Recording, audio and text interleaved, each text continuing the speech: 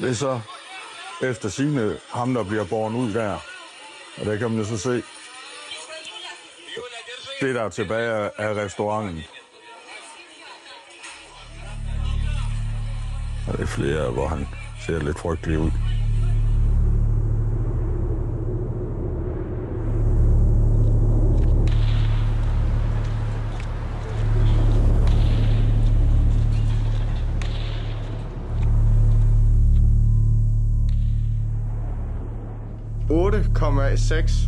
millimeter. Altså, den slår ihjel, den her. Det, der skete med civilbombning, alt det der, det var egentlig mest derfor, jeg drog herned. Det var, fordi jeg var træt af at se, at det var civile mål hele tiden.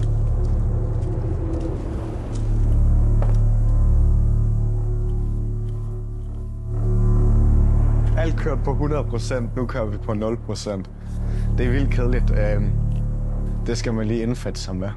Og det er svært. Han kedede sig, og han var retsløs, og så hans liv er i Ukraine, og sådan er det.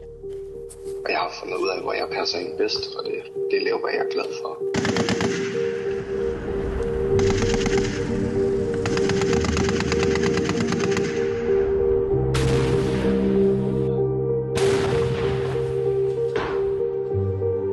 Savnet Bakhmut. Yes.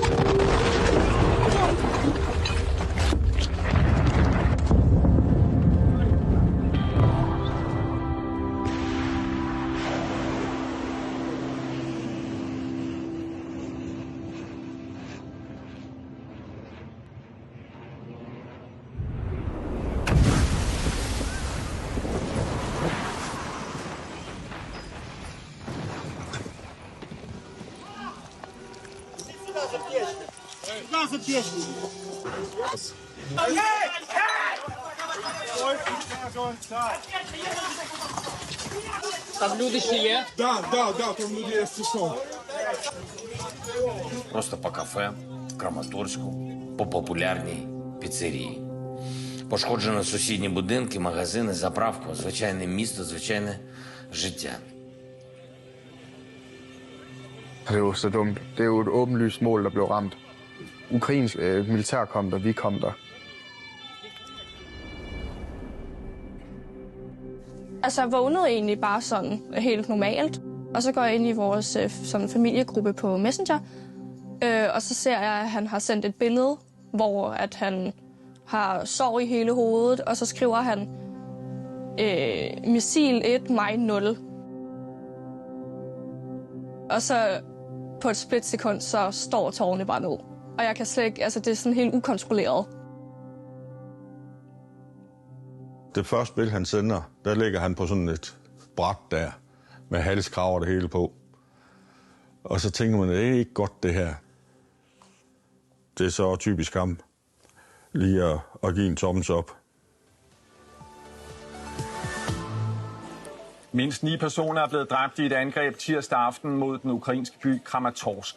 3 børn er blandt de dræbte, og yderligere 56 personer sårede. Missilerne ramte ved en restaurant, hvor mange var samlet. Vi kom lige til restauranten, og så står mine kammerater ude foran. Så siger jeg, tag nu, jeg slår lige så langsomt, fordi jeg godt bare vender han mad.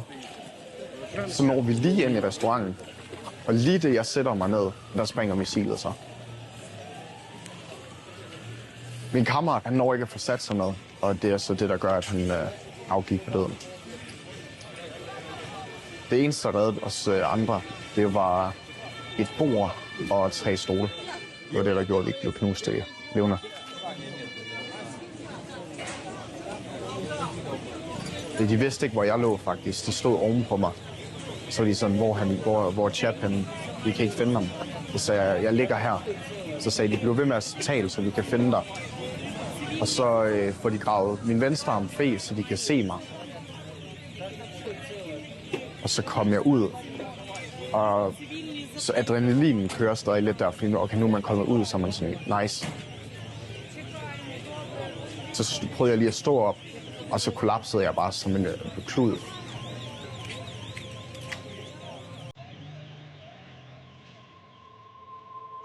Og der sagde jeg med det samme, min ryg er brækket, jeg kan mærke det her.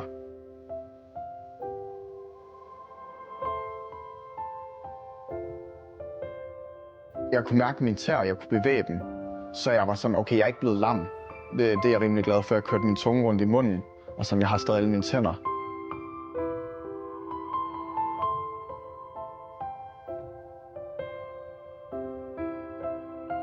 Altså mange siger jo, at man har et tvillingegen. En tvillingefølelse. Og jeg har egentlig aldrig rigtig troet på det. Indtil jeg så om aftenen, inden han er blevet ramt. Og så skal jeg til at lægge mig til at sove, og så kan jeg ikke sove. Og jeg sætter mig op i sengen, og så begynder jeg bare at hulke. Helt ukontrolleret, og det står bare ud med tårer, og jeg hyperventilerer, og jeg føler, at jeg skal dø. Altså, jeg bliver sådan virkelig sådan... blev nødt til at gå rundt i lejligheden og sige til mig selv, at jeg lige skulle huske at trække vejret. Jeg gik og snakkede med mig selv, så jeg kunne få noget luft ned. Dagen efter, så får vi så beskeden om, at han er blevet ramt. Så der må være et eller andet om det, at man kan mærke, at der er et eller andet galt. Så ringer jeg så til ham og forklarer, hvordan det er, hvis han skal hjem, så skal han sige til, fordi... Men det var han så ikke lige interesseret i lige nu. Han var ikke helt klar på det.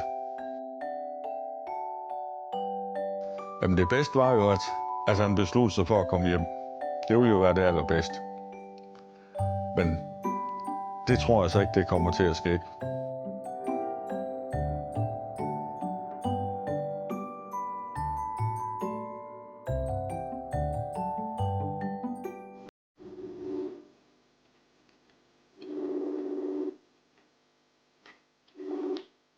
Hallo? Ja, hej, det er mig. Hvad så? Hvad så, hvordan går det? Ja, fuck godt. Ja, nå. Jamen, du ser da noget kønner ud i hovedet nu. Ja, altså alle mine sår er næsten væk her. Ja. Mine ører er næsten... jeg har stadig sting i, men det er næsten helet. Ja, ja okay. Der er så lige blevet kigget på mine billeder igen nu. Ja. Nu har jeg så åbenbart 3 frakturer, 2 kompressionsskader, og så min muskelblod er skubbet ud. Ja. Men hvad vil det så sige? Hvis jeg ikke får det opereret eller får det lavet, så kan det så åbenbart være langvarige skader, lammelse, eller at man går som en 80-årig. Men jeg synes, de snakkede om i starten, at der ikke skulle opereres. Det siger de også her, men ja. Ja, men vi må jo se, hvad de finder ud af. Ja, lige præcis. Men altså, nu har du altid gået som 80-årig, så det bliver jo ikke værre. Ja. Altså, nu skal jeg have svar på her om en måned eller 2, om jeg får at vide, om jeg overhovedet kan være aktiv soldat igen. Ja. Ja. Det er jo så sådan hele mit liv. Hvis jeg så får at vide, at jeg kan være soldat, så er det jo så alt, der falder sammen. Ja.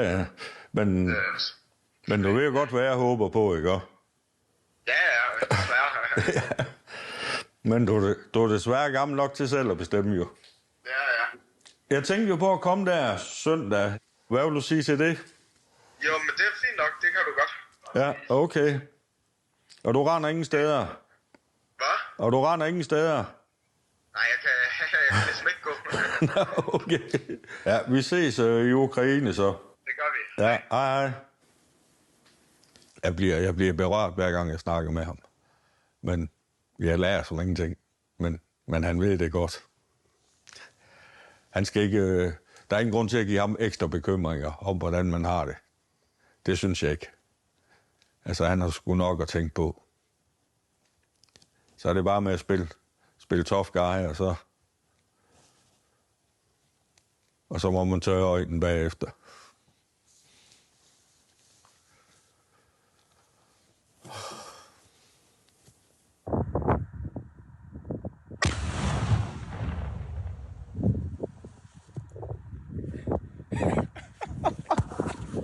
Han har sendt nogle videoer, jeg tror faktisk, jeg har slettet de fleste af dem. Netop på grund af, at man ser konsekvenserne af det, de render og laver. Og det er der ikke. Det er der ingen grund til. Det er der ingen, der får noget ud af. Jeg har for eksempel en her, hvor han er på job.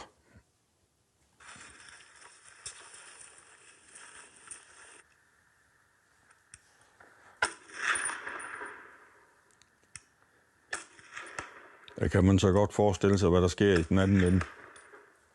Og han sender jo ikke i en ond mening. Han sender jo, fordi det er hans hverdag, det er det, han oplever. Det er sådan en, hvor de bliver sat af det forkerte sted, og så træder de lige ud i et minefelt, hvor en af hans kollegaer er så uheldig at træde på en mine.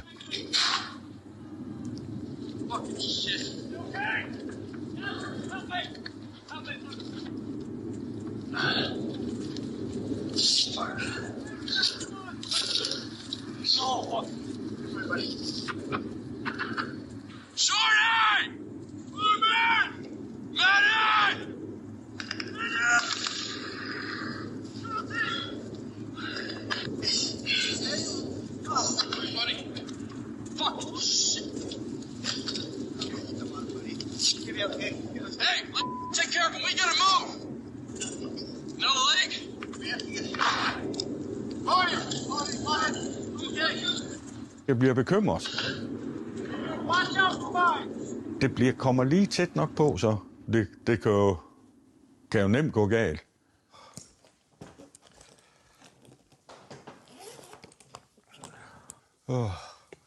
Det er sgu ikke nemt. Underbukser vil nok være en rigtig god idé at have med, må den ikke? Jamen, man har jo et eller andet behov for, dels for at komme ned og lige selv se ham med egne øjne, at alt er i orden. Telefonopringere, det er ikke nok altid. Så derfor vil man jo gerne se giraffen. Og det er ikke fordi, jeg skal ned og forsøge at lokke ham til at komme hjem, for det kommer der ikke noget godt ud af alligevel.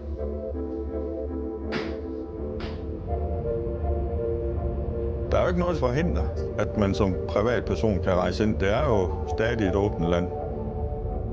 Og godt være, jeg ikke lige skal sige til min ulykkesforsikring, at nu rejser jeg til Ukraine. Det kan godt være, at de ikke synes, det vil være det bedste. Så hvis jeg kommer til skade, så skal jeg hjem til Polen, inden jeg melder det. Men jeg har ikke spekuleret i, hvad der konsekvenser det kunne have. Det tror jeg ikke, man skal, fordi så bliver man på sofaen.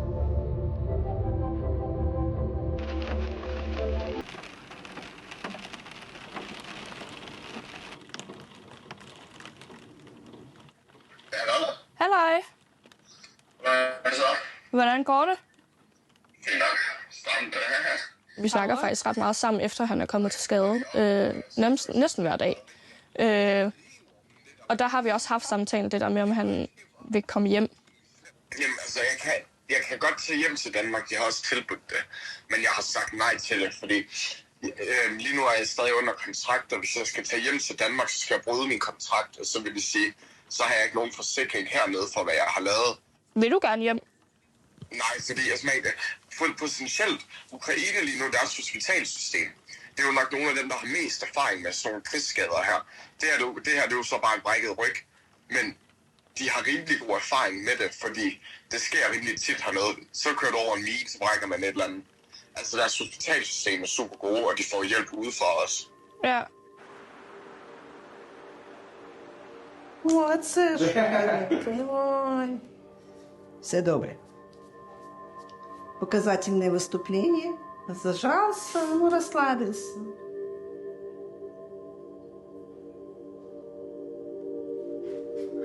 Все? Ок? О! Job.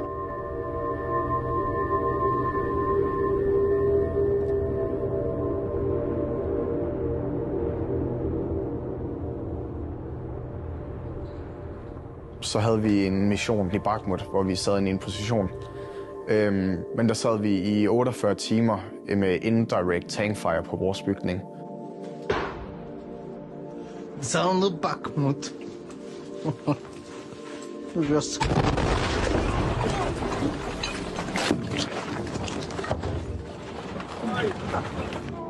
Fra start af, så blev det bare så smadret den bygning totalt. Det var noget pis, faktisk. Og Wagner havde kontrol over de andre to, men ikke den, vi sad i. Vi kom ind om natten, så lagde jeg mig til at sove lidt om eftermiddagen.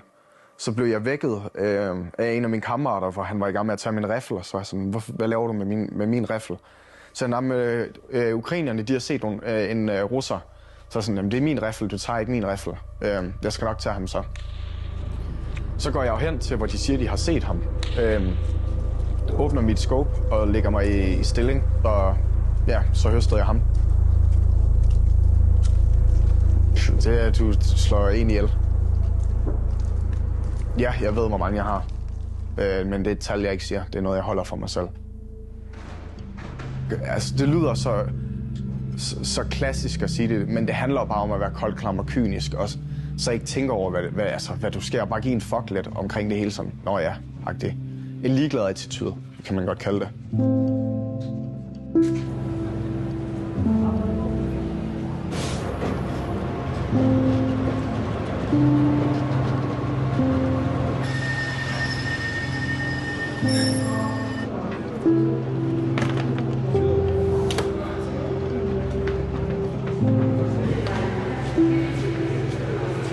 Og der er lige lyttet en bombealarm, så det er lidt spøjs at gå rundt, så hverdagen den fungerer helt normalt. Der er ikke sådan nogen grund til at rende nogen sted hen, siger de.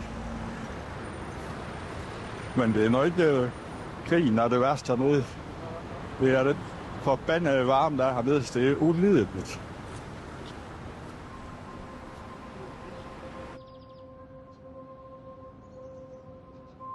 Der var efter første gang i Bakhmut, hvor de skød efter os med en high explosive round. Og så hørte vi 2 skrige, og så smed jeg min riffel ind i bygningen, og så løb jeg ud til den bygning, de lige havde siddet i. Og så ser jeg, at han har et hul direkte ind i brystet. Jeg tager pulsen på ham, og så var jeg sådan, ingen puls.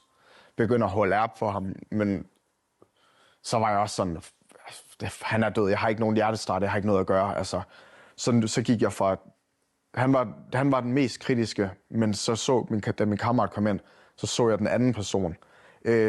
4 amputeringer, så han lå bare med kun hans krop tilbage. Så gav vi ham noget adrenalin direkte ind i hjertet, og så fik vi ham patchet op, og så fik vi faktisk at vide under vores X-fil. Hans gruppefører kom over til den bil, vi skulle over i, og så sagde han, så spurgte han, who's the legends? Så sad vi lidt og kiggede, og så vores ukrainske officer pegede sig på os, og så fik vi at vide, at han havde overlevet. Så det var rimelig vildt. Så har vi jo lige haft bombealarm, så alt er lukket. Og det er det stadig, selvom alarmen den er afblæst. Så nu må vi se, hvornår de så vil åbne for os, så vi kan lige få noget McDonald's og komme videre i dagens program. Hej. Nå, jamen jeg er lige kommet til Kiev. Kan du ikke lige sende, hvor du ligger, hvad stue og sådan noget, og etage, eller hvad det er, afdeling, eller? Jeg er ellers blevet fucket godt op, du, kan jeg godt sige dig. Jamen i Polen i går. Det kæft, der var en polak, der tog røven på mig.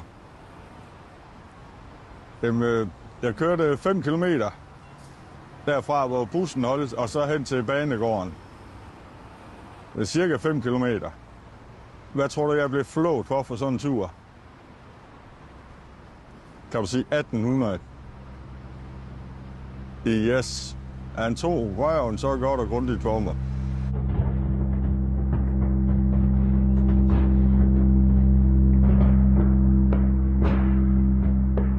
Sidste gang i Bakhmut, hvor vi var inde, var der en norsk læge, der kaldte på os og sagde, jeg har brug for hjælp hernede. Det er rimelig slemt. Så kom vi ned, og så var der 30 personer, der var blevet skadet med skud, fragmenter og en bygning, der var kollapset på dem, så internal bleedings.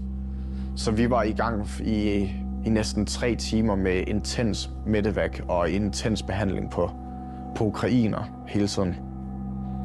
Så det, ja, der så man lidt nogle ting.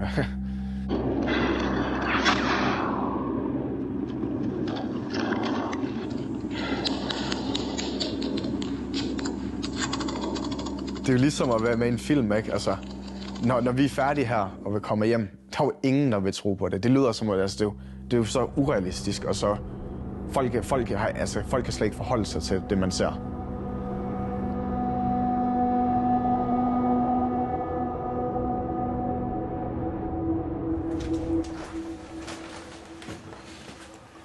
Hey. Hey. Sover du? Så ligger du bare og sover? Ja, fucking træt, mand. Hvad jeg skulle hilse for en hel masse, jo. Hvem? Alice og hendes søster og mor og... Du må lige hilse. Og farmor og bedstefar og for borgmesteren. For Kim? Ja, Kim Lisbjerg. Nå, du må da hilse igen. Jo, tak. Er du okay? Ej, jeg har fucking ondt. Kæft, der er varmt hernede. Der er fucking varmt. Ja. Så, ja, det er noget... Du har lige din telefon den der. Nu lort med min ryg. Ja. Hvad vil vi gøre? Jamen, altså, så vil de operere den, og så vil de ikke operere den. Altså, de kan ikke beslutte sig, hvad de vil. Ja. Det på en uge... Hvad? På en uge har det ændret sig 5 gange. Så opererer de. Jamen, så vil de ikke operere den. Så. Ja, okay. Så ja. Jeg ved ikke engang, hvad jeg selv skal gøre. Nej. Jeg er træt. Nej, men der er ikke andet for at vente. Og jeg har dog her lækkerier, du. Hvad har du med der? Jeg har lækkerier. Vil du ikke lige give mig min t-shirt? Tak. Hvad har du med? Ja, hvad tror du? Vil jeg selv slik? Det har jeg. Jeg håber jeg da. Eller er det mundskyld? Skal du have hjælp, eller går det? Er du klar til det første? Ja. Mundskyld. Fuck ja. Mundskyld. Ja. Vil du ikke lige smide det op her? Jo. Det er fandme lækkert, det her.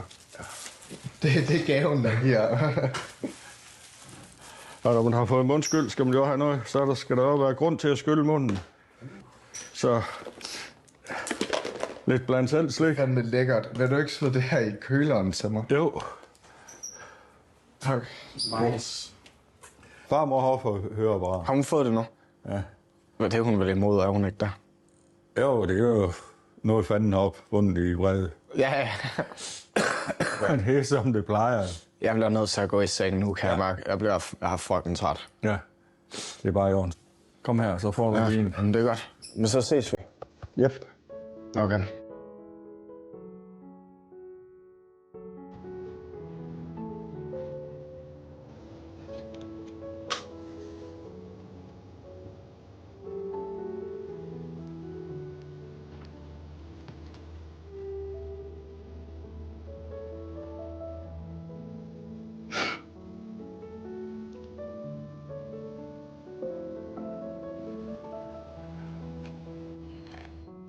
Ja.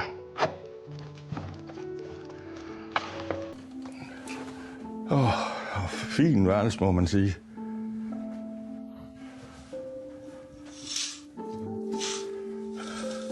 Lad det lige solen komme ind.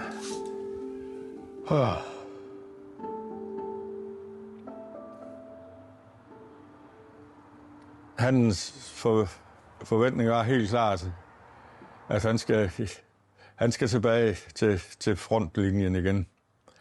Selvom jeg nok helst vil se ham derhjemme, men sådan er det jo samtidig. Det går ikke lige, som præsten han prædiker jo. Så det var lidt hårdt at se ham også.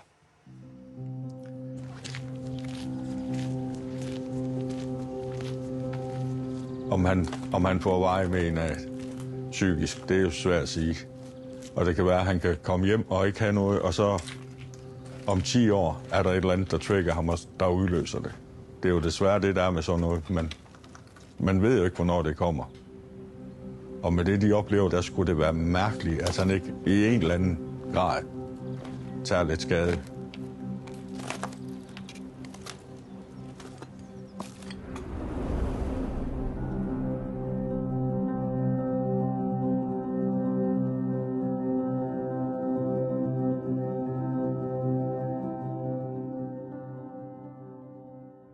Jeg har ikke nogen veje med en. De siger, at min ryg kommer til at hele sig sådan. Den skulle nok hele 99% eller 100. Jeg har været fucking heldig. Det er helt ubeskriveligt. Der er mange herude med mange flere skader, end jeg har, meget mere alvorlige. Det er mest sådan amputeringer, der er herude. Så det er lidt demotiverende, må jeg sige, når man ser det. Ja.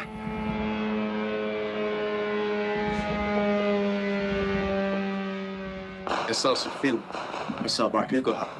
Og så kunne jeg høre noget, der lyder som en scootermotor. Og det fortsatte sig noget tid, og det blev bare højere og højere. Og så får jeg 6-7 af de der droner over hospitalet. Men de blev så, jeg ved ikke, om de blev skudt ned, men de blev i hvert fald skudt efter. Jeg tænkte bare, fuck mand, det kan jeg ikke lige overskue igen.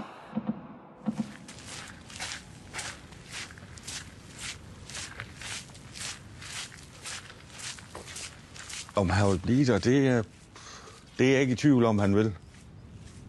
Altså, han skal bare på højkant igen, så er han klar. Altså, der er han sgu mærkelig for at se et liv ud. Og det lyder fuldstændig surrealistisk, men han trives jo med sådan noget. Det er jo lidt svært at forstå for os almindelige mennesker, at der er nogen, der kan det. Altså, jeg har besluttet mig at blive her på grund af, at jeg kan godt lide det, jeg laver. Jeg kan godt lide kammeratskabet. Men det sammenhold, man får, det er helt ubeskriveligt. Det er kun noget, du kan opleve ved at opleve krig og komme ned i krig. Det er ikke noget, du kan opleve derhjemme. Jeg skal tilbage til gruppen med sammen med gutterne og kæmpe for dem igen.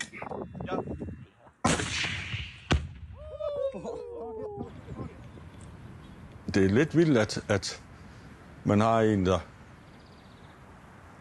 der slår ihjel for penge, kan man sige. I det hele taget er det jo vildt, at der er nogen, der slår andre ihjel for et eller andet. Men det her, det er jo ja, noget af det vildeste. Sidst der arbejdede vi som frivillige hernede, så der var vi ikke på kontrakt. Men nu er jeg på kontrakt, så nu indgår jeg også under ukrainsk militærlovgivning hernede. Det er ikke meget, man bliver betalt, men altså, det er da nok til at få det til at løbe rundt hernede. Nogle gange der får du 10.000 danske kroner, andre gange får du 5.000 danske kroner. Det kommer ind på, om du får bonus, eller om du ikke får bonus. Det er jo også det, at han er nødt til at tage andre menneskers liv, som egentlig er tvunget til at være der. Han er jo ikke på nogen måde tvunget til at være der, men har jo valgt det er frivillig vej. Så det er jo frygteligt, uanset hvad. Specielt efter det her, der har jeg fået lidt et andet syn på de russer, der stadig kæmper med. Det er da synd for deres familier, at de bliver tvunget til det, men nu har jeg det sådan lidt. Altså, du kan jo bare være taget hjem, eller du kan bare have overgivet dig til den næste ukrainske enhed. Altså, der er ikke nogen, der har tvunget dig til at kæmpe ude i positionerne. Så. Altså, jeg synes sådan fra starten af, da han tog afsted, at det var en virkelig dum idé. Og jeg var virkelig også sur på ham. Det der med, at man tager frivilligt ned til et land, der er krig. Og man kender konsekvenserne, man ved, hvad der kan ske dernede. Og jeg følte lidt, at han gik derned med den mentalitet, der hed, at han skulle bare ned og lege helt. Men det er også sådan, jeg forstår ham bedre nu. Han har jo egentlig ikke taget derned med den der helte-mentalitet. Han har jo faktisk taget derned for at hjælpe. Altså på et eller andet tidspunkt slipper heldet job. Det kan ikke blive ved at gå godt. Og nu har det sådan været rimelig tæt på et par gange, så nu må det gerne holde. Jeg savner ham helt vildt. Jeg savner ham hver dag, faktisk. Altså, det lyder sådan helt sygt at sige, men jeg tror ikke, at han kommer hjem. Og jeg tror, at han faktisk nok dør i krig. Og det lyder helt brutalt at sige, men jeg tror, det er sådan, det ender. Ja.